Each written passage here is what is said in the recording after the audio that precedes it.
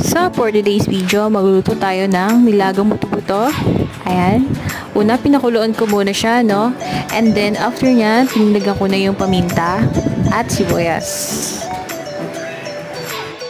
After nga ng sibuyas, nilagay ko na yung patatas at yung mais. Kasi matagal silang maluto. So, ayan, nalagay na natin sila.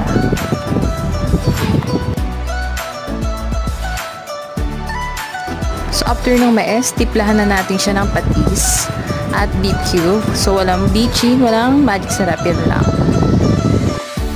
So, ayan, tignan natin kung malamot yung mais. And then, titignan mo lang kung luto na siya. Ayan. So, pag luto na yung mais, yan, pwede mo nang ilagay yung pechay. Ano kasi tawag dito? Pechay bagyo? Pechay bagyo. Ayan, pwede mo na siyang ilagay. Since madali lang maluto yung pechay, mga ilang minuto, pwede na nating serve yan.